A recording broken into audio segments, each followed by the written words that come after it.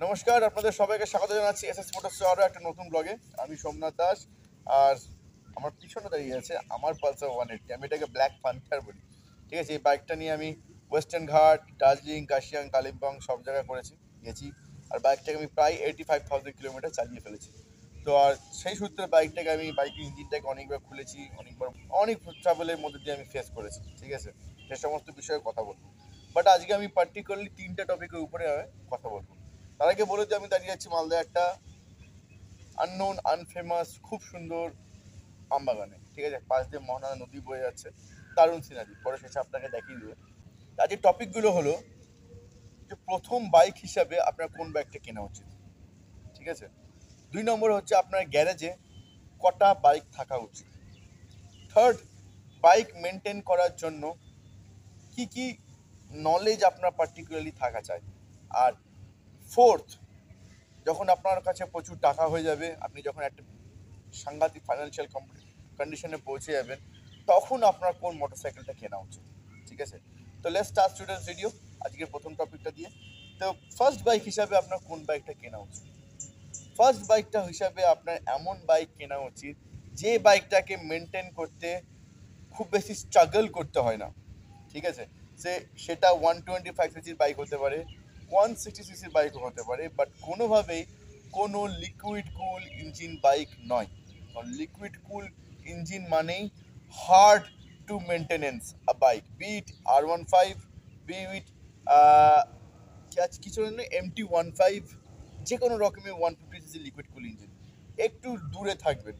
আর কারা কিনবে, মানে কখন মানুষ ফার্স্ট বাইক কিনে, ফার্স্ট চাকরি পাওয়ার পর, লাইক যখন আপনি 23-24 বছর হয়ে গেল, আপনি প্রথম চাকরি পেয়েছেন, তারপর আবেগের বছর দুম করে একটা 250 সিসি বাইক কিনে বসলেন, অথবা 300 সিসির বাইক কিনে বসলেন, তখন কিন্তু আপনাকে নানান রকমের বিবিধ সমস্যার সম্মুখীন হতে হয়, যেটা আসে মেনটেন্যান্সের দিক দিয়ে।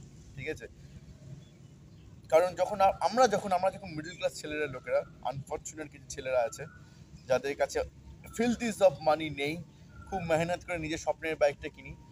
এই ভিডিওটা তাদের জন্য। তাদেরকে বলছি, ভাই প্রথম বাইক হিসাবে ভাই 125 সিসির বাইক কিনিস, সুখে থাকবি ভাই তোরা। ইভেন আমারও প্রথম বাইক ছিল হিরো গ্ল্যামার 125। এই বাইকটা, মানে এই ধরনের বাইকগুলোতে maintenance cost next to none থাকে। ঠিক আছে, মানে দেখ, যে কোনো বাইক কিনি আমরা, সেই সমস্ত বাইকেই কিন্তু বছরে 3বার করে মেনটেন করতে হয়, আদারওয়াইজ বাইকে প্রবলেম আসবেই। যে প্রবলেম কোনোভাবেই তুমি সরাতে পারবে না। ঠিক আছে, তোমার সে ক্লাচ প্লেট পুড়ে যাবে, অনেক সাংঘাতিক এমন প্রবলেম তুমি ভাবতে পারবে না, যদি তুমি বাইককে বছরে 3বার মেনটেন না করো। তুমি চালাও না চালাও, তোমাকে বছরে 3বার বাইক সার্ভিস করতে হবে। বলে না 2000 কিলোমিটার চালাবে তারপর সার্ভিস, না, প্রতি 3 বছর পর তোমাকে পার্টিকুলারলি ভাবে ইঞ্জিন ওয়াশ করাতে হবে, ইঞ্জিন খুলে আবার লাগাতে হবে। তাহলে কি হবে, তোমার বাইক একদম প্রায় লং রেঞ্জে, লাইক 5 বছর 6 বছর, ইভেন যখন তুমি তোমার বাইককে বিক্রি করে দিবে না, তখনও তুমি একটা ভালো প্রাইস পাবে, বিকজ তুমি বাইকটাকে সেভাবে মেনটেন করেছো আর তোমার ইঞ্জিনে সেরকম কোনো রকমের কোনো সমস্যা নেই। তাই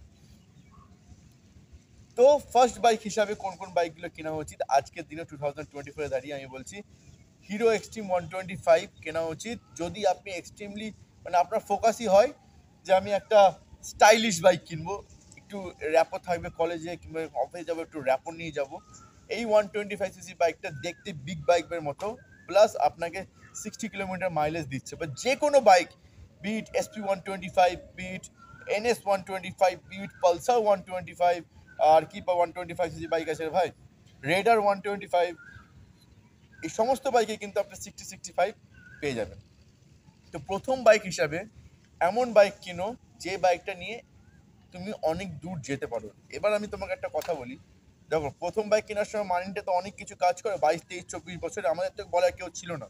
এখন আমরা আছি, কারণ আমরা সেই যুগ থেকে পেরিয়ে এসেছি। যখন আমরা ফার্স্ট জেনারেশন ইন্ডিয়াতে, যখন আমাদের কাছে একটা প্রপার স্পোর্ট বাইক অ্যাভেলেবল হয়েছিল, Yamaha R15, we go mad about this bike. ঠিক আছে, কারণ ভাই আমরা সারা জীবন শাহরুখ খান, জন আব্রাহামকে স্পোর্ট বাইক চালাতে দেখেছি, এখন ঢাকা দেখে বাইক দেখেছে, তো আমরা পুরো পাগল হয়ে গেছিলাম ওই বাইকটা দেখে। কারণ আমরা একটা স্পোর্ট বাইক চালাচ্ছি, একটা দারুণ ফিলিংস আসছিল। কিন্তু যারা এই R15 কিনেছে, ঠিক আছে, তারা খুব খুশি ছিল, ইভেন তারা আজও খুশি আছে। তাদের বাইকের পারফরমেন্স দিয়ে, বাইকের চালানোর স্টাইল ফাইল এভরিথিং দিয়ে, মানে R15 ভার্সন BS3 এর কথা বলছি, দারুণ বাইক। কিন্তু একটা জায়গায় না, ওভার দ্য টাইম সেই R15কে আমাদেরকে ছেড়ে দিতে হয়েছে একটা কারণের জন্য, যে that bike is not comfortable. কারণ আমরা যখনই বাইক কিনি, কারণ আমাদের মতো রেস তোমরা করনি, ঠিক আছে? আমরা যা বাইক নিয়ে রেস করেছি, ইভেন আমরা হন্ডা শাইন 125 দিয়েও রেস করতাম, যেটা তোমরা ভাবতেও পারো না। আমরা শাইন 125, ইউনিকর্ন 160, পালসার 180, R15 এগুলো দিয়ে রেস করতাম। তখন আমরা রেস করে বুঝেছি this is not a thing.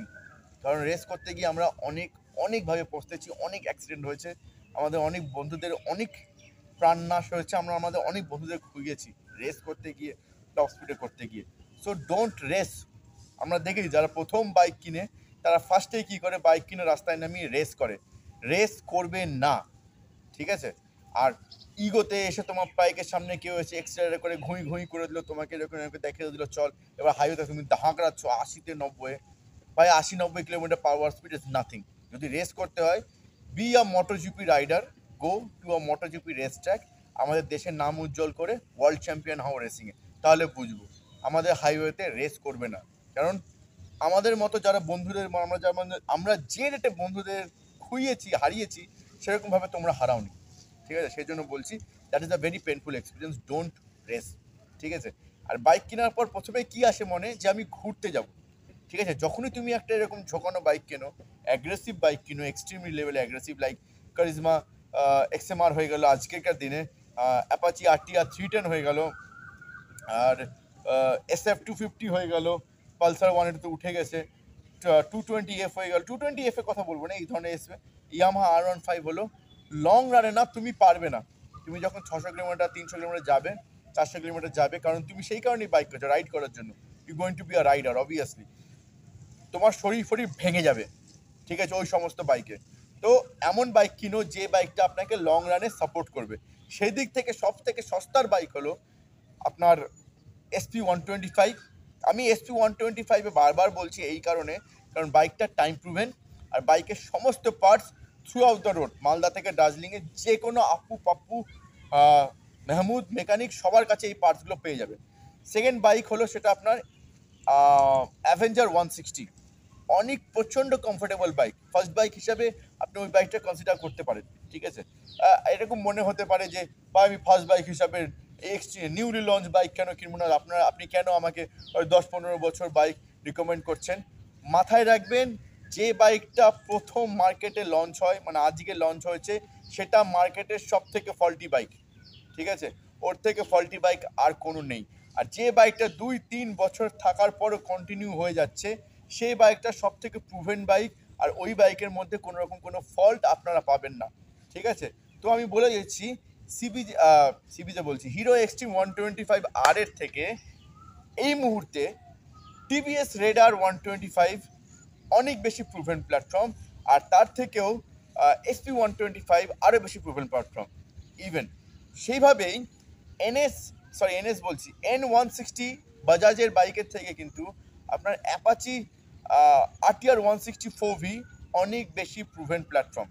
এবার তার মানে এও না যে অনেক বেশি পুরনো বাইক, অনেক পুরনো যে বাইক 20-25 বছর ধরে চলে আসছে, সেই ধরনের বাইক কিনবো।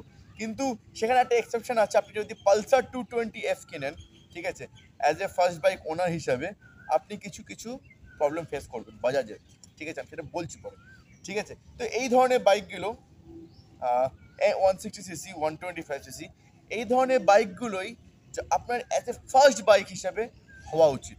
কারণ এই ধরনের বাইকে যে সমস্ত ইস্যু আসবে, সে সমস্ত ইস্যু কিন্তু আপনি 200-300 টাকার মধ্যে সারিয়ে ফেলতে পারবেন, ঠিক আছে? তারপরে যখন আপনি বড় বাইক কিনবেন, তখন আপনার মাইন্ড ক্লিয়ার হয়ে যাবে, ভাই আমি যে কোনো বাইক কিনি না কেন, আমাকে এই ইস্যুগুলো ফেস করতে হবে।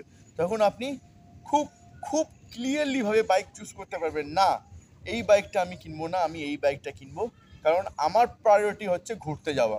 তো then only then I will buy Royal Enfield Meteor 350, কারণ আমার কাছে প্রায়োরিটি রিলায়েবিলিটি আর কমফোর্টেবিলিটি, ঠিক আছে? তাই জন্য রয়্যাল এনফিল্ড 350 অথবা হোন্ডা হাইনেস, যে কোনো কিছু আপনার কাছে বেটার বাইক হবে।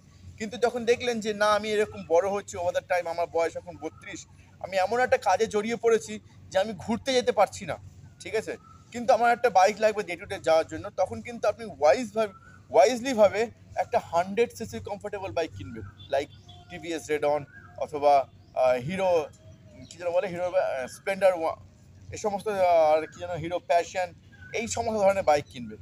তখন কিন্তু আপনি আপনার টাকাটা ইনভেস্ট করবেন না, ঠিক আছে। যদি আপনি প্রথমে 125 সিসি বাইক কিনে আসেন, আপনি বুঝবেন যে আপনার বাইকে কী কী সমস্যা হচ্ছে, আপনাকে স্ক্যাম করা খুব কঠিন হয়ে যাবে। তো এর মানে পরের টপিক কী হওয়া উচিত, পরের টপিক হওয়া উচিত আপনি যখন শোরুমে যান তখন আপনি কীভাবে বাইক কিনবেন। আমরা কি করি, শোরুমে গিয়ে আবেগে আপ্লুত হয়ে হ্যাঁ দাদা কী সুন্দর বাইক, ফটো দেখে একদম পাগল হয়ে একটা বাইক কিনে নিয়ে চলে আসি, then we start facing problem. আরে ভাই কি বাইক কিনলাম, এটা প্রবলেম, ওটা প্রবলেম, ওটা প্রবলেম, শোরুমে যাচ্ছি এটা হবে না, আজকে হবে না, কালকে হবে না, এটা নাই, ওই পার্টস নাই, ওই পার্টস নাই, তারপর বুঝতে পারি আমি কি ভুলটাই নাই করেছি। তো যখন আপনারা শোরুমে যাবেন কিছু প্রশ্ন জিজ্ঞেস করবেন। ফার্স্ট প্রশ্ন, চেঞ্জ পকেট আছে কিনা আমাকে দেখাও। সে আপনি যত ভালো শোরুমে যান, শোরুমে গিয়ে যদি আপনি খুব ভালো ব্যবহার করেন, জেন্টালি ব্যবহার করেন, সফট ব্যবহার করেন, দে উইল স্ক্যাম ইউ। তারা আপনাকে ডেফিনেটলি স্ক্যাম করবে। আর তারা চেষ্টা করবে আপনাকে যে তাদের সব থেকে হায়ার সেগমেন্টের বাইকটা বিক্রি করার, কারণ দে রান বাই প্রফিট। তো ফার্স্ট বাইক যখন আপনি কিনতে যাবেন, যে কোনো বাইক কিনবেন, প্রথমে গিয়ে বলবেন যে দাদা আপনি আমাকে এই বাইকের চেঞ্জ পকেটটা দেখান। যদি দেখিয়ে দিতে পারলে at that same time do buy that bike, otherwise don't buy that bike. Simple. আরও বলুন যে দাদা আমি এসছি আপনার হোন্ডার বাইক কিনতে, হোন্ডা এসপি 160 কিনতে, আপনাকে হোন্ডা এসপি 160 ক্লাস প্লেটটা দেখান, এখানে ওটা এনে দেখান, আমি দেখতে চাইছি যে এটা হোন্ডা এসপি 160 ক্লাস প্লেট। এবার যদি আপনার যদি এই ধরনের এক্সপিরিয়েন্স, মানে যেটা আগের এক্সপিরিয়েন্স যদি না থাকে, ও আপনার কী করবে, 125 সিসি ক্লাস প্লেট দেখাবে, আর আপনি দেখে বুঝে যাবেন ও দেখিয়ে তো দিল, চালান এখন নিয়ে নিলেন, ঠিক আছে। যখন আপনি 125 সিসির বাইকগুলো কিনবেন তখন আপনার ক্লাস প্লেটটা জ্বলবে, যদি আপনি ভালো করে জানান, তখন আপনি বুঝতে পারবেন যে কোনটা 125 সিসি ক্লাস প্লেট, কোনটা 160 সিসি ক্লাস প্লেট, কোনটা 200 সিসি ক্লাস প্লেট, কোনটা 300 সিসি ক্লাস প্লেট। তখন আপনাকে কিন্তু ওখানে স্ক্যাম করতে পারবেন না। অথবা শোরুমে গেলেন, গিয়ে বললেন আপনি আমাকে এক কাজ করুন, আমার ইঞ্জিনের স্পার্ক প্লাগটা দেখান আমাকে, ঠিক আছে। হয়তো কিছু উচ্চারণে ভুল করছি, ক্ষমা করবেন। কিন্তু এই জিনিসগুলো যখন আপনাকে শোরুম ওনার দেখাতে পারবে, মানে যে বিক্রি করছে বাইকগুলো, ডু বাই দ্যাট বাইক। যে বাইকে দেখাতে পারবে না, বলবে না আমার কাছে পার্টস নেই, আমি কিছুদিনের মধ্যে চলে আসে, ডোন্ট বাই দ্যাট বাইক। কারণ সেই বাইক কিন্তু আপনাকে শোরুমে ফেলে রাখতে হবে। তার জলজান্ত উদাহরণ হচ্ছে ডমিনার 400। ডমিনার 400 একটা দুর্দান্ত বাইক। যখন লঞ্চ হয়েছিল ওই বাইকের ভোগান্তির শেষ ছিল না যারা ওই বাইকটা প্রথমবার কিনেছিল, ঠিক আছে। যারা অ্যাজ এ ফার্স্ট বাইক হিসাবে শোরুমে গিয়ে বলেছিল যে ঠিক আছে ডমিনার 400 দিয়ে দেন, ডমিনার 400 কেনার পর ফার্স্ট বাইক হিসাবে ইঞ্জিনে অনেক ইস্যু আসতে থাকে, তারা বাইকে রেখে দেয়, বাইক নিয়ে যায় শোরুমে, শোরুম বাইক রেখে দেয়, একটাই কথা বলে, দাদা ইঞ্জিনিয়ার আসছে, ইঞ্জিনিয়ার পার্টস নিয়ে আসছে, আপনার বাইক থাকবে, কিছু হবে না। 3 মাস 2 মাস করে শোরুমে বাইক রাখতে হতো। কারণ আমরা তো কলকাতা থাকি না, আমরা শিলিগুড়ি থাকি। আর কলকাতা শিলিগুড়ি ছাড়াও পশ্চিমবঙ্গে অনেক জায়গা আছে, ঠিক আছে। যদি পশ্চিমবঙ্গে এতগুলো জায়গায় এই ধরনের ইস্যু হতে পারে, হয়তো কলকাতা শিলিগুড়িতেও হতে পারে, নাও হতে পারে, বাট হলে কিন্তু আপনার সঙ্গে সাংঘাতিক একটা খারাপ এক্সপিরিয়েন্সের মধ্যে দিয়ে আপনি যাবেন, ঠিক আছে। তো যখনই শোরুমে যাবেন খুব খারাপ ব্যবহার করবেন, ঠিক আছে। কখনই ভালো ব্যবহার করবেন না, জিজ্ঞেস করবেন এই পার্টসটা আছে, ওই পার্টসটা আছে, এই পার্টসটা দেখান, ওই পার্টসটা দেখান, তবে গিয়ে ডেফিনেটলি আপনি একটা ভালো বাইক কিনতে পারবেন, ঠিক আছে। সেকেন্ড, আপনার গ্যারাজে কটা বাইক থাকা উচিত। দেখুন, আপনি যদি বাইক এনথুজিয়াস্টিক হন অ্যান্ড ইউ হ্যাভ ফিলিটিস অফ মানি, আপনি মহেন্দ্র সিং ধোনির বাইক কালেকশনের রেকর্ডকেও ব্রেক করে দিতে পারবেন। মহেন্দ্র সিং ধোনির কাছে এই মুহূর্তে 74টা বাইক আছে, আপনি 174টা বাইক রাখলেন। বাট আমার মতে আপনার কাছে পার্টিকুলারলি, মানে আমার জেনারেশনের লোকেরা 3টে বাইক হওয়া উচিত। 3টে বাইক। যদি আপনি সেরকমভাবে একটা মানে বাইক এনথুজিয়াস্টিক হন, তাহলে আপনার কাছে 3টে বাইক হওয়া উচিত। একটা হলো ক্রুজার বাইক হওয়া উচিত, ঠিক আছে, সেটা বিট এনি ক্রুজার বাইক আপনার পছন্দের। বাট আমি বলবো 350 CC cruiser bike, simple engine, air cooled ইঞ্জিনের ক্রুজার বাইক হচ্ছে বেস্ট, ঠিক আছে। একটা আপনার কাছে নেকেড স্পোর্ট থাকা উচিত, এনিথিং হায়ার সেগমেন্টের হতে পারে, লাইক যে কোনো বাইক, 300 সিসির যে কোনো নেকেড স্পিড আপনার কাছে থাকা উচিত, অথবা এটা আপনার পছন্দের। আর একটা আপনার কাছে কমিউটার বাইক থাকা উচিত, ঠিক আছে, লাইক যে বাইকটা আপনাকে 60-70 কিলোমিটার প্রতি লিটার মাইলেজ দেবে। অথবা আপনি যদি সিঙ্গেল গ্যারেজ ওনার হন, তাহলে আপনার কাছে একটা 160 সিসি অথবা 180 সিসির বাইক থাকা উচিত, ঠিক আছে। তাহলে কি হবে, আপনি আর এমন বাইক রাখা উচিত যে বাইকে হ্যান্ডেল বারটা স্ট্রেট, এরকম বাইক না, নট লাইক পালসার 180। এই বাইকে কিন্তু এই ঝুঁকানো হ্যান্ডেল বারের জন্য আমাদের কিন্তু অনেক অনেক সমস্যা, শারীরিকভাবে অনেক সমস্যা সহ্য করতে হয়। তো আর একটা বাইককে আপনার কতদিন রাখা উচিত, ঠিক আছে। দেখুন, আমি আমার বাইকটাকে প্রায় 10 বছর ধরে রেখেছি, আমার খুব ভালো লাগে, আর আমি এই বাইকটাকে সারা জীবন আমার সাথে রাখবো। ফিউচারে আমার আরও অনেক বাইক হবে, but this bike will be staying with us for my entire life time. মানে এই বাইকের সঙ্গে আমার অনেক স্মৃতি জড়িয়ে আছে। তো আপনার সিঙ্গেল বাইক ওনার হিসেবে আমি বলবো এখন এই মুহূর্তে বেস্ট বাইক হচ্ছে যে কোনো 160 সিসির বাইক, যে কোনো 160 সিসির বাইক অথবা 200 সিসির বাইক, ঠিক আছে। যদি আপনি ঘুরতে যেতে চান, বাজেটের মধ্যে বেস্ট বাইক হবে হচ্ছে আপনার, আমি বলে দিচ্ছি 160 সিসির মধ্যে আমি ন্যাচারালি না কোনোভাবেই কেন আমি এক্সট্রিম 160কে প্রেফার করতে পারছি না, কারণ তার সিট পশ্চারটা অনেকটা যাওয়ার পর আপনাকে অনেক অসুবিধা হলেও হতে পারে। বাট সেদিক দিয়ে দেখতে গেলে আপনার বেস্ট বাইক হবে হচ্ছে আপনার হয় আরটিআর 164V নয়তো বাজাজে N160। এই দুটো বাইকই এখন মার্কেটে বেস্ট। আপনার গ্যারেজে থাকলে আপনি উপর নিচ দার্জিলিং, মালদা, দীঘা সমস্ত জায়গায় অনায়াসে যেতে পারবেন, ঠিক আছে। এবার থার্ড প্রশ্ন হচ্ছে, কখন গিয়ে আপনি একটা ভালো দেখে 200 সিসির অথবা 300 সিসির বাইকগুলো আপনি কিনবেন। দেখুন, আপনি চালিয়ে নিয়েছেন 160 সিসি, আপনি এখন একটা স্টেবল পজিশনে পৌঁছে গেছেন, আপনার yearly income 5 lakh 4 lakh rupees per year চলে এসছে, তখন গিয়ে আপনার একটা ক্রুজার বাইক, একটা ডেডিকেটেড, মানে একটা পার্টিকুলারলি ডেডিকেটেড রিজিয়ন হিট করার জন্য একটা বাইক কেনা উচিত, ঠিক আছে। তার আগে কিন্তু নয়। যখন যখন আপনার কাছে 4 লাখ অথবা বছরে 5 লাখ টাকা ইনকাম করবেন আপনি, ডেফিনেটলি কিন্তু আপনার কাছে বাইকে ঘরে দুটো বাইক থাকবে, আমি জানি। বিট সেটা একটা স্কুটিও হতে পারে, অথবা সেটা একটা 100 সিসির অথবা 125 সিসির কম্পিউটার বাইকও হতে পারে। তারপরে আপনার একটা স্পেশাল ওরিয়েন্টেড বাইক, সেটা আপনার সুপার মিটিয়ার 650ও হতে পারে, অথবা মিটিয়ার 350 ক্লাসিক 350ও হতে পারে, যে কোনো রকমের, অথবা টিভিএস রনিন 223ও হতে পারে, এই ধরনের বাইকগুলো, অথবা পালসার 220F, যে কোনো রকমের বাইক হতে পারে, কারণ এই ধরনের বাইকগুলো একটা পার্টিকুলার রিজিয়নকে হিট করে, ঠিক আছে। আদারওয়াইজ আপনার যে 160 সিসির বাইকগুলো কিন্তু এটা কিন্তু আপনার, যদি আপনার কাছে ওটা থাকে আপনি মন খারাপ করবেন না, কারণ ওই বাইক নিয়ে আপনি সব কিছু করতে পারবেন, যেটা একটা quite different kind of feeling, যেটা আপনাকে অন্য রকমের একটা পাওয়ার দেয়। মানে তারপরে যখন আপনি আবার বলছি 5 lakh or 6 lakh rupees per year আপনি কামাচ্ছেন, then you definitely go for it, যে বাইকটা আপনি চান। এবার সেই ধরনের বাইকের মধ্যে কোন বাইকটা আপনার কেনা উচিত, আমি সবসময় আপনাকে বলবো, যখন আপনি একটা সেগমেন্ট ওরিয়েন্টেড বাইক কিনবেন, যখন আপনি দেখে নেবেন যে বুঝতে পারবেন যে না আমার একটা স্পোর্ট বাইক দরকার, সেক্ষেত্রে আপনি বলবো মার্কেটে এই মুহূর্তে ইন্ডিয়ান মার্কেটে কোনো রকম ডেডিকেটেড ভালো স্পোর্ট বাইক নেই ভাই। মানে ইভেন অ্যাপাচি আরটিআর 310, তার মধ্যে কিন্তু অনেক অনেক অনেক ফ্লজ আছে, যেগুলোকে ওভার দ্য টাইম এনহ্যান্স করতে পারবেন। আপনি যখন অ্যাপাচি আরটিআর 310কে লং রানে চালাবেন, আপনি বুঝতে পারবেন ইঞ্জিনটা এখনও সেভাবে ডেভেলপ হয়নি, ঠিক আছে। সেরকমভাবে যখন আপনি কারিজমাকে চালাবেন, তখন আপনি বুঝতে পারবেন ওভার দ্য টাইম যে না, এই বাইকের মধ্যে না কিছু সমস্যা আছে, ঠিক আছে। ভাই আমি বলে দিচ্ছি তোমাদেরকে, বারবার বলছি, 2 লক্ষ টাকায় আর 3 লক্ষ টাকায় স্পোর্ট বাইক হয় না, ঠিক আছে। আপনাকে ফিল দেয় আমরা ইন্ডিয়ানরা বানিয়ে দিয়েছি, আর যেটা পারফর্মও করছে, কিন্তু স্মুথনেসটা না এসেও আসে না, ঠিক আছে। সেক্ষেত্রে একটাই কোম্পানি অথবা 3টেই কোম্পানি ভারতে আপনাকে স্পোর্ট বাইকের ফিলিংস দেয়, যদি আপনার কাছে টাকা থাকে, তাহলে সেটা হচ্ছে ইয়ামাহা, এটা হচ্ছে সুজুকি আর হন্ডা, ঠিক আছে। আমি এই 3টা ছাড়াও আরও বাইক আছে, কাওয়াসাকি আছে, আরও অনেক কোম্পানি, 3টাই নাম দিলাম কারণ এই 3টে শোরুম আপনার যে কোনো শোরুমে accessible, at least you can go there and talk to them.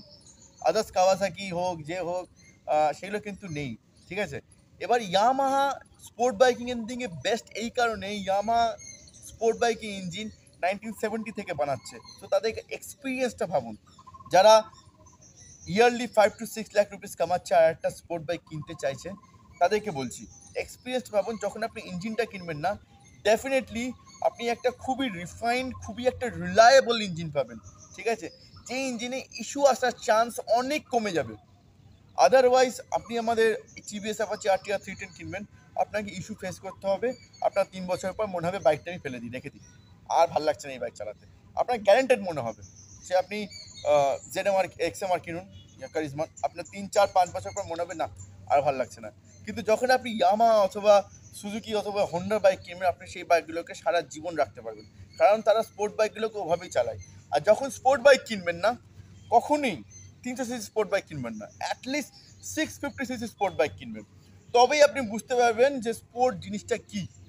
যতক্ষণ না আপনি 0 to 100 4 সেকেন্ড বা 3 সেকেন্ডের মধ্যে হিট করছেন, ততক্ষণ কিন্তু আপনার স্পোর্ট বাইকের ফিলিংসটা আপনার কাছে আসবে না ভাই, ঠিক আছে? আমি আপনাকে মিথ্যা কথা বলবো না, সেটাই সেই কারণেই বলছি। আর এই ফিলিংসে যাওয়ার জন্য আপনার বয়স নয় নয় করে 30 থেকে 32 হওয়া উচিত।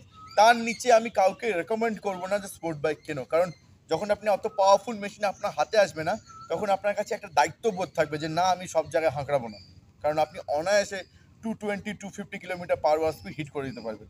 তো আপনি ভাবুন না, আপনি যদি আমাদের আমবাগানের সামনে যে রাস্তা আছে ওখান থেকে 250 বাইক চালান, that can lead a massacre situation. যদি কিছু অনর্থ হয়ে যায়, আপনার স্পোর্ট বাইকে ধার্জিয়া উড়ে যাবে, প্লাস আপনারও, ঠিক আছে? আর যখন আপনি স্পোর্ট বাইক কিনবেন, ডেফিনেটলি একটা কথা মাথায় রাখবেন, টায়ার 3 লেভেলের জ্যাকেট কিনবেন। সেই তার দাম 1 লাখ টাকা হোক অথবা 80,000 টাকা হোক, কিনবেন। কারণ আপনি যখন স্পোর্ট বাইকে ইনভেস্ট করছেন, then you are mad enthusiastic in sport, ঠিক আছে? সেই জন্য আপনার প্রোটেকশন থাকা খুব জরুরি, কারণ যেহেতু sport, and sport means injury হতেই পারে যে কোনো সময়, ঠিক আছে? এটা হলো স্পোর্ট বাইকের নিয়ে কথা বলছি। Don't by Indian sport bike right now, ঠিক আছে? তার থেকে বেটার বলবো আপনি বেশি টাকা দিয়ে জাপানিজ স্পোর্ট বাইকগুলো কিনা বেটার হবে, ঠিক আছে? ডমিনার হোক অথবা পালসার 400 বেরাচ্ছে, this are good bike, but বললাম না, 0 to 100 3 সেকেন্ডের মধ্যে হিট না হলে সেটাকে আমি পার্টিকুলারলি স্পোর্ট বাইকের মধ্যে মানি না। অথবা 1000 সিসি অনেক স্পোর্ট বাইক আছে, বাট এখনকার দিনে, আজকের দিনে 2024-এ সে ডুকাটি হোক, আগস্টা এমভি হোক, যে কোনো হোক কোম্পানি, BMW হোক, বেস্ট স্পোর্ট বাইক আপনাকে ইন্ডিয়াতে প্রোভাইড করে ইয়ামাহা, হন্ডা আর সুজুকি। এছাড়া আদার্স কিন্তু বাইকরা কিন্তু করেন না। এবার আমি কথা বলছি, যখন আপনার 5-6 লাখ টাকা হয়ে যাবে, তখন আপনি ক্রুজার বাইক হিসাবে কোন বাইক কিনবেন? দেখুন দাদা, আপনি আমাকে বলেছি এখন মার্কেটে 650 সিসি বাইক চলে এসছে, আপনার সুপার মিটিওর চলে এসছে 650, ঠিক আছে? সেই সমস্ত বাইকে গ্রাউন্ড ক্লিয়ারেন্স অনেক কম। ক্রুজার বাইক মানেই গ্রাউন্ড ক্লিয়ারেন্স কম থাকবে, ঠিক আছে? কারণ ক্রুজার বাইক যখন তৈরি হয় না, তখন ডিজাইনাররা ফার্স্ট থিং যেটা করে, ডিজাইনের সঙ্গে কম্প্রোমাইজ করে। ফার্স্ট কম্প্রোমাইজ কি? এই যে জিওমেট্রিটা আছে হ্যান্ডেলের সঙ্গে, যে বাইকের জিওমেট্রিটা, এরকম অ্যাঙ্গেলটাকে বেশি করে বড় করতে হয়, তখন একটা বিশাল অন্য রকমের কম্প্রোমাইজ করতে হয়। তো সেক্ষেত্রে আমি বলবো, তো most of the time cruiser bike কী হয়, একটু বেশি হাইলি মেনটেন্যান্স প্রন হয়ে যায় অনেক ধরনের কারণে। Maintenance not in the sense engine, ball বিয়ারিংয়ের সমস্যা আছে, সকরে অনেক সমস্যা আছে, এগুলো আসে ক্রুজার বাইক ক্ষেত্রে। বাট এগুলোকে ইনক্লুড করা উচিত না অতটা। But most of the time, all of the time, cruiser bikes are always the good and comfortable bike, যেগুলোকে মেনটেন করতে একটু সমস্যা হয়।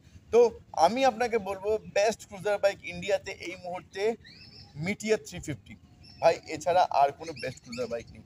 তো আমি আপনাকে বলছি, আপনি যখন কিনবেন, প্লিজ আপনার হার্ড অ্যান্ড 4 লাখ টাকা সুপার মিটিওর 650-তে লাগাবেন না এখন, এই মুহূর্তে, ঠিক আছে? কারণ ওই বাইকটাকে আরও 3 বছর সময় দিন, আরও কিছু ফ্লস বেরাবে, যেগুলো আমরা ইন্ডিয়ানরা আমাদের ইন্ডিয়ান কোম্পানিকে বলবো, কারণ আমরা ইন্ডিয়ান কোম্পানির টেস্টার হই। আনফর্চুনেটলি এটাই ট্রুথ, যে ওরা বাইক বানিয়ে ছাড়ে মার্কেটে, তারপর আমরা টেস্ট করে ফিডব্যাক দিই, তারপর আরও ভালো ভালো বাইক, মানে আরও বাইকের সেই সমস্ত ফ্লসগুলোকে রিমুভ করে একদম ফুল ফ্রেশ প্রপার ইঞ্জিনটা মার্কেটে নামানো হয়, ঠিক আছে? তো আমি বলবো, এখন বেস্ট ক্রুজার বাইক আপনার 350 সিসি বাইক, সেটা হচ্ছে মিটিয়ার 350। কারণ যে সিরিজ ইঞ্জিনটা সত্যি খুব ভালো, আজ প্রায় 5-6 বছর হয়ে গেল, তো ইঞ্জিনে কোনো রকম কোনো ফ্ল নাই। আজকে যে বাইকগুলো কিনবেন মিটিয়ার 350, অনেক সুখে থাকবেন, কারণ মিটিয়ার 350-কে মেনটেন করা খুবই সহজ। আর যখন আপনি আমার মতো ছেলে হবেন, আপনি কখনোই কিন্তু 80 অথবা 90 কিলোমিটার পার আওয়ার স্পিডে তুলবেন না, কারণ আপনার তুলতে ভালো লাগে না। বেসিক্যালি আপনি ডিগডি করতে করতে ঘুরতে ভালোবাসেন, ঠিক আছে? এছাড়া ক্লাসিক 350 যে সিরিজের যে কোনো ইঞ্জিন খুবই ভালো বাইক। আর একটা বাইক হতে পারে আপনার, আমি সেকেন্ড প্রায়োরিটি রাখবো, সেটা হচ্ছে হাইনেস 350। হাইনেস 350কে সেকেন্ড প্রায়োরিটি রাখার একটাই কারণ হচ্ছে, কারণ হাইনেসটা না সব জায়গায় পাওয়া যায় না, আপনার যখন হন্ডার বিগ উইংয়ে যেতে হবে। এটা যদি না করে হন্ডা তার সিলভার উইং মানে ছোটোখাটো যেটা হন্ডা শোরুমে যদি হাইনেস রাখতো, আমি বলতাম highness one of the best bike in this segment, classic segment ঘুরে ফেরার জন্য one of the best bike, ঠিক আছে, 350 সেগমেন্টের মধ্যে। তো আরও মার্কেটে আছে, যেমন জাভা আছে, আর ইএসডি আছে 350 সেগমেন্টের মধ্যে, ডমিনার আছে বাজাজের, ঠিক আছে। কিন্তু এই সমস্ত বাইক কিনা, ডমিনার হোক ইএসডি হোক, ডমিনার এখন অনেক মডিফাই করে গেছে আগের থেকে, বাট ইএসডি আর জাভাকে এখনও অনেক কাজ করতে হবে তাদের ইঞ্জিনের উপর, তাদের ডিজাইনিংয়ের উপর, ঠিক আছে। কিছু কিছু জিনিস ইএসডি জাভাকে এখনও বুঝতে বাকি, কারণ ওরা মার্কেটে নতুন এসছে, ঠিক আছে। আমরা কি চাই, আমরা ইন্ডিয়ানরা রেট্রো লুক চাই প্লাস মডার্ন ফিচারের সঙ্গে, যেটা বাট সেরকমও খুবই হাইফাই নয়, সেটাই রয়্যাল এনফিল্ড বুঝতে পেরে গেছে। তো আপনার ইনকাম যদি 5 to 6 লাখ রুপিস হয়, আর আপনি যদি একটা ক্রুজার বাইক কিনতে চান, বেস্ট ক্রুজার বাইক 350 সিসির মধ্যে, ক্রুজার বাইকের মধ্যে আমি বলবো হয় ক্লাসিক 350 অথবা মিটিয়ার 350। তাতে কী হবে আপনার মেনটেন্যান্স কস্টটা অনেক কমে যাবে, আর আপনি একটু শান্তিতে থাকতে পারবেন। দেখুন রয়্যাল প্রবলেম কিন্তু বাইক মাত্রই হয়, যেটা কিন্তু আপনাকে ওভার টাইম মেনটেন কীভাবে করতে, সেটা আমি বলছি, ঠিক আছে। এছাড়া 650 সিসির মধ্যে সব থেকে বেস্ট বাইক হবে, যদি আপনি 650 সিসির মধ্যে একটা ট্যুরার বাইক কিনতে চান, সেক্ষেত্রে আপনার ভালো বাইক আমি বলতে পারবো এখন ইন্টারসেপ্টর 650, ঠিক আছে। ঝোঁকানোটা না, সোজাটা, ওটা কিন্তু অনেক রিলায়েবল বাইক, আর অনেক প্রুভেন বাইক, আর খুবই খুবই ভালো বাইক। সারপ্রাইজিংলি বলে না কিছু কিছু প্রোডাক্ট বেরিয়ে যায় খুবই ভালো, সেরকম রয়্যাল এনফিল্ডের 650 সিসির মধ্যে, ইভেন ওয়ার্ল্ডের মধ্যে ইন্টারসেপ্টর 650 অন্যতম ভালো বাইক, ঠিক আছে। এছাড়া ঘুরতে যাওয়ার মধ্যে সুজুকি ভিস্টন 650 আছে, কিনলে খুবই ভালো বাইক, পস্তাবেন না, অনেক দূর পর্যন্ত যেতে পারবেন। বাট কী হবে, সুজুকি ভিস্টন 650তে আপনি মাইলেজ অনেক কম পাবেন, ঠিক আছে। কিন্তু ইন্টারসেপ্টর 650তে আপনি obviously at least 20 kilometre per litre mileage তো পেয়ে যাবেনই, ঠিক আছে। বাট যদি আপনার মাইলেজ কনসার্ন হন, দেখুন আমরা মিডল ক্লাস ছেলেরা যখন অনেক মেহনত করে বড়লোক হই, অনেক টাকা কামাই, তখনও কিন্তু আমাদের মাইলেজ খাটকায় ভাই, কারণ আমরা অনেক মেহনত করে টাকা কামাই। সেই জন্যই সেই কথা ভেবেই বলছি, ঠিক আছে। যদি আপনি এই মাইন্ডসেট থেকে বেরোতে না পারেন, দেন 350 সিসির বাইক আপনার জন্য বেস্ট, মানে আমাদের মতো লোকদের জন্য বেস্ট। সেটা হচ্ছে আপনার যে কোনো রকমের হন্ডা হাইনেস অথবা মিটিয়ার আমি এই মুহূর্তে, অথবা একটা টুটার বাইক আছে, সেটা কিন্তু আন্ডারডগ বলা যেতে পারে, সেটা হচ্ছে টিভিএস রনি 223।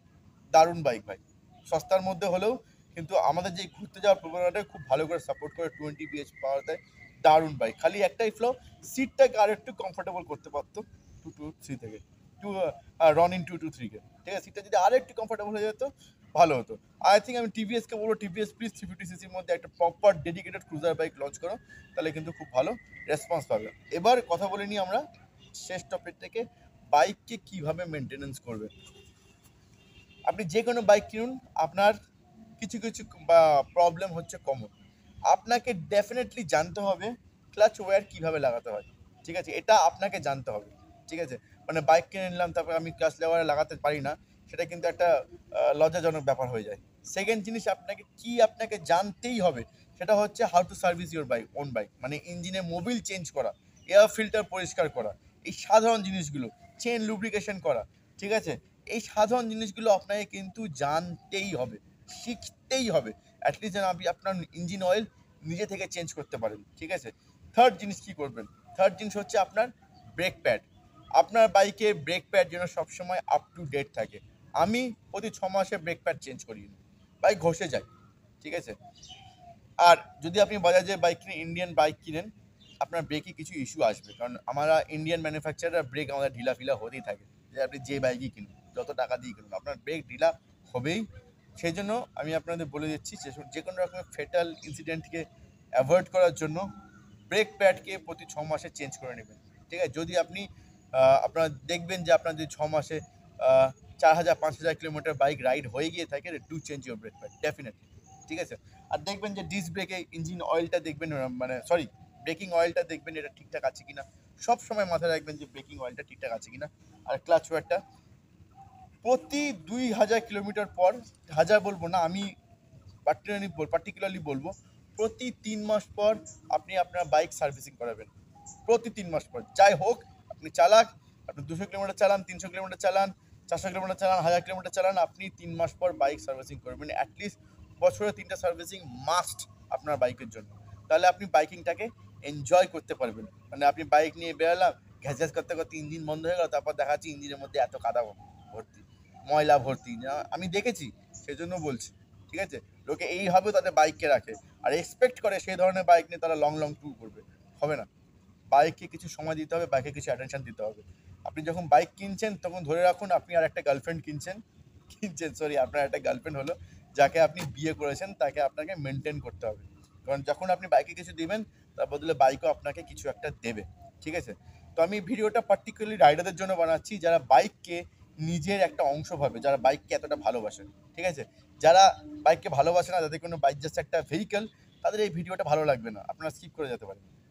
কিন্তু যারা বাইককে ভালোবাসে তাদেরকে বলছি অ্যাটলিস্ট বছরে 3টা সার্ভিসিং, যেটা হয় বাজাজের বাইকে অথবা যে কোনো ইন্ডিয়ান বাইকে। আপনি যদি আমাদের মতো হাইপারভাবে রাইড করেন, বাইক চালান, আপনার ক্লাচ প্যাড কিন্তু জ্বলে যাবে। যখনই ক্লাচ প্যাড একটু জ্বলবে, মানে বাইকে ইঞ্জিন ঘস ঘস করতে শুরু করবে, তখনই গিয়ে ক্লাচ প্যাড চেঞ্জ করবেন। পুরো ক্লাচ প্যাড জ্বলা পর্যন্ত অপেক্ষা করবেন না।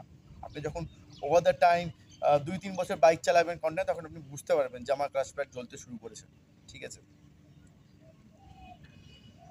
3 নম্বর জিনিস যেটা আপনাকে বলবো ভাবছি, বাইকের প্রতি 3 বছর পর অথবা প্রতি 2 বছর, যেটা আমি পার্টিকুলারলি করি, আমি বাইকের ইঞ্জিন খোলাই। বাইকে আমি 6,000 টাকা 8,000 টাকা খরচা করি। ইঞ্জিন খুলিয়ে পুরো ইঞ্জিনটাকে ভালো করে ওয়াশ করে, তারপর ইঞ্জিনটাকে আবার অ্যাসেম্বল করে আমি আবার লাগিয়ে দিই। তাতে করে কি হয় না, বা আমার বাইকের ইঞ্জিনটা পুরো একদম নতুনের মতো হয়ে যায়। আর যেহেতু আমাদের বাইকে নতুন বাইকে কিছু ওয়ারিং ফয়ারিং আসছে, আমরা চেক করি বাইকের সিট খুলে ওয়ারিংয়ের মধ্যে যেন কোনো রকম কোনো ধুলা ফুলো না লেগে থাকে, এটাকে চেক করবেন। কিছু ওয়ারিংটা বের করবেন, ওয়ারিংটা একটু মুছে দিয়ে আবার রেখে দেবেন। ঠিক আছে, তাহলে আপনার বাইকে যে যেমন টেকনিক্যাল যে এররগুলো আছে, ওগুলো আসবে না। তো এই ধরনের পয়েন্টগুলো আপনারা যখন ফলো করবেন, আপনারা ডেফিনেটলি একটা হেলদি রিফাইন্ড বাইককে এনজয় করবেন, আপনি আপনার বাইকিংকেও এনজয় করতে পারবেন। ঠিক আছে, আর কিছু জিনিস আপনাকে বলে দিই, যে শেষ করার আগে কি কি জিনিস কোম্পানিরা আপনাকে দিচ্ছে জাস্ট টাকা নেওয়ার জন্য। 1 নম্বর জিনিস, গিয়ার পজিশন ইন্ডিকেটর। ঠিক আছে, যারা নুব রাইডার হয় তাদেরই দরকার হয়, কারণ গিয়ার পজিশন ইন্ডিকেটর মানে দরকার নেই। আপনি গাড়ি যখন চালাবেন আপনি নিজেই বুঝতে পারবেন আপনি কত নম্বর গিয়ারে আছেন। এত বছর তো দরকার পড়েনি, হঠাৎ করে কেন দরকার পড়লো আমি জানি না। থার্ড জিনিস, যেটা রিয়েল টাইম মাইলেজ বলে কোম্পানি প্রোভাইড করছে, দেয় না, ওটা একদম ভুল দেখায়। ওটা একদম ভুল দেখায় ভাই। ঠিক আছে, আমাকে দেখাচ্ছে 28, আমি পাচ্ছি 56, এরকমও হয়েছে। ওটা একদম বাজে জিনিস। ঠিক আছে, আর আর আর আর ইউএসডি ফোক্স, ওই ফিচারটা কোনো প্রয়োজন নেই। দেখুন আমার বাইকে টেলিস্কোপ সাসপেনশন সিস্টেম আছে, আমার কোনো অসুবিধা হয়েছে? আমার বাইকে হ্যান্ডেলিং খারাপ হয়ে গেছে? না আমার বাইক আমি আর চালাতে পারছি না এরকম হয়ে গেছে? কোনো দরকার নেই। ইউএসডি ফোর্স তখনই দরকার যখন এক্সট্রিমলি হেভি, লাইক 250-240 কিলোর বাইককে হ্যান্ডেল করছেন, তখনই আপনার ইউএসডি ফোর্সের দরকার আছে। ঠিক আছে, আদারওয়াইজ কিন্তু আপনার কোনো রকম ইউএসডি ফোর্সের দরকার নেই। তো যখন আপনি কোম্পানির কাছে গিয়ে বলবেন না, দেখুন দাদা আমার তো এই সমস্ত ফিচার্সের দরকার নেই, আপনি এক কাজ করে এই ফিচার্সগুলো রিমুভ করে দিন, আমাকে নর্মাল ফিচার্স দিয়ে একটা বাইক দিন। ঠিক আছে, তাহলে দেখবেন আপনার বাইকের দাম 30-40 হাজার টাকা এমনি কমে গেছে। মানে যেটা একটা বিশাল রিলিফ। ভাবুন তো, আপনি একটা বাইক কিনতে যাচ্ছেন, আপনাকে বলছে আমার বাইকের দাম 2,70,000 টাকা, আর আপনি বলেন না না আমার ইউএসডি ফোর্স দরকার নেই, আমার টেলিস্কোপিক সাসপেনশন সিস্টেম লাগবে, আমার একটা সিম্পল মিটার লাগবে, যেখানে একটা অ্যানালগ মিটার আর স্পিডোমিটারটা ডিজিটাল হবে আর ফিউল মিটারটা ডিজিটাল হবে, বা that is more than sufficient, আমার এছাড়া কিছু লাগবে না। ওডোমিটার ট্রিপোমিটার লাগবে, ব্যাস, আমার কিচ্ছু লাগবে না। সঙ্গে সঙ্গে বাইকের দাম কমে 2 লাখের নিচে নেমে যাবে, 1,80,000 হয়ে যাবে। ঠিক আছে, এই জিনিসগুলো আমাদের ইন্ডিয়ান কাস্টমারকে বুঝতে হবে, আমাদেরকে এভাবে চলতে হবে, বলতে হবে কোম্পানি থেকে, না দরকার নেই ভাই। আমার বাবা দাদারা আরডি আরও ভালো ভালো বাইক চলেছে, আরও দূরে দূরে গেছে, আরও খাটারা বাইক নিয়ে। ঠিক আছে, তখন তো রাস্তাও ছিল না ভাই লাদাখ যাওয়ার, তবুও গেছে, স্কুটার নিয়ে লাদাখ গেছে না 1990 সালে। আপনি ভাবতে পারবেন না মালদা থেকে মোটরসাইকেল চালিয়ে লাদাখ যাওয়া বিহার দিয়ে on that time on a scooter, how dangerous it could be. এখন তো সিচুয়েশন অনেক ভালো হয়ে গেছে, তখন কাঞ্চাপাটির তলে বন্দুক লেগে বলতো এই ছাড়ো স্কুটার দিয়ে দাও, সেরকম ভাঙা চোরা রাস্তার সাইজ এইটুকু, সেখান দিয়ে 10 চাকা ট্রাক যেত। ঠিক আছে, সেখান দিয়েও আমাদের বাবা দাদারা রাইড করে গেছে। তো বেসিক্যালি এই ধরনের ফিচার্সগুলো না, যেগুলো কোম্পানি আমাদেরকে ট্রিক করছে just for earning more and more money, এই জিনিসগুলো আমাদেরকে বুঝতে হবে। ঠিক আছে, আর সেভাবেই আমাদেরকে কোম্পানিকে বলতে হবে যে না আপনি আমাদের দিয়েন না, যারা চায় তাদেরকে দেন, যারা চায় না তাদেরকে দিয়েন না। তাতে করে কি হবে, আমাদের বাইকিংয়ের বাজেটটা না আমরা নিজেদের মধ্যে রাখতে পারবো। অ্যাজ এ রাইডার হিসেবে বলছি, যদি এই জিনিসটা আমরা ধরে রাখতে পারি, আমরা যদি আমাদের সবাই মিলে গিয়ে বলতে শুরু করি যে না আমার ইউএসডি ফোক্স লাগবে না, আমার বাইকের মধ্যে এত ফিচার, গান শোনা, ফোন তোলা, এই সমস্ত ফিচার্স আমার লাগবে না, ফালতু ফিচার, ফোন অ্যাকসেপ্ট করা, বাইকের মধ্যে মেসেজ দেখা। আপনি বাইক চালাতে চালাতে সিনেমা দেখবেন নাকি আপনার বাইকে এত ফিচার্স লাগবে? আমরা যেমন আগে বুঝতাম যে ফোন না আসেনি, আরে কত বড় বিজনেসম্যান আপনি যে বাইক চালাতে চালাতে আপনার ফোনে কথা বলতে লাগবে? হ্যাঁ, যদি অত বড় বিজনেসম্যান হন then you must buy a chartered plane অথবা নিজে প্রাইভেট জেট। বাইক চালাতে চালাতে ফোনে কথা বলা, it's not no, just no. ঠিক আছে, যখন আপনি বাইক চালাবেন আপনার ধ্যান কেবলমাত্র রাস্তার উপরে থাকবে, তাতে করে কি হবে, আপনার প্রাণটা, আমি বাজে কথা বলতে চাই না, যাই হোক, ধন্যবাদ। কথা বললে অনেক কথা বলতে পারবো, ঠিক আছে। হয়তো এই ভিডিওটা আপনাকে আপনার বাইকিং লাইফস্টাইলকে আরও ভালো করতে সাহায্য করবে। যদি ভালো লেগে থাকে ভিডিওটা, do subscribe to SS Motor. Thank you for watching.